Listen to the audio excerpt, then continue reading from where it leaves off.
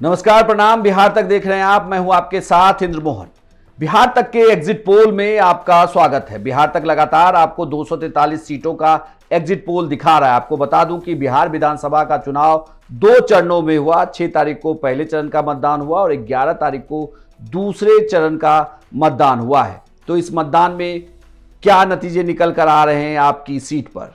हम बात करते हैं कुटुंबा विधानसभा चुनाव के एग्जिट पोल की। कुटुंबा क्षेत्र की बात करें तो यहां से कांग्रेस के प्रदेश अध्यक्ष राजेश राम खुद चुनावी मैदान में हैं। 2020 में वो यहां चुनाव जीते थे। उनके खिलाफ हम के उम्मीदवार ललन राम चुनावी मैदान में हैं और महाबली पासवान श्याम बली जिन्हें जनसुराज ने उम्मीदवार बनाया है। लेकिन चूंकि कांग्रेस के राजेश राम यहां चुनाव लड़ रहे हैं, कांग्रेस इससे पहले आरजेडी की तरफ से भी ये कहा जा रहा था कि सीट पर उम्मीदवार उतारा जाएगा, लेकिन आरजेडी ने सीट पर उम्मीदवार नहीं उतारा। फाइनली ये सीट कांग्रेस के राजेश राम ही चुनावी मैदान में है। लगातार वो अपना चुनाव प्रचार करते रहे। हालांकि ये भी कहा जाता है बिहार में कि राजेश राम के प्रदेश अध्यक्ष बनने के बाद बिहार में कांग्रेस फिर से उसमें एक जान सी दिखी कि कांग्रेस निकल कर आई सड़कों पर। राहुल गांधी लगातार आए, उनकी रैली भी हुई। लेकिन कुटुंबा का एग्जिट पोल क्या कहता है? 11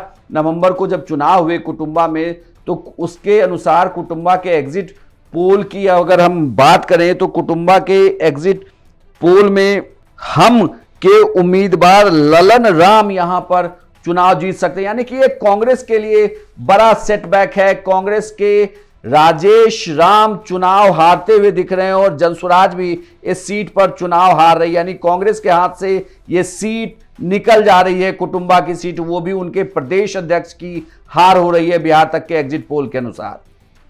आपको क्या लगता है? आपके अनुसार जो बिहार तक ने एग्जिट पोल बताया है, क्या ऐसे ही नतीजे इस सीट पर आने वाले हैं, या आपको लग रहा है कि इस बार इस सीट पर नतीजा बिहार तक के एग्जिट पोल के अलग होगा? तो आप अपनी राय हमें कमेंट बॉक्स में लिखकर बताएं। साथ ही आप भी बताइए कि पूरे राज्य को लेकर, यानी कि बिहार की 243 सीटों पर एग्जिट पोल क्या कहता है? आपके अनुसार इन 243 सीटों को जोड़ा जाए तो बिहार में किसकी सरकार बन रही है?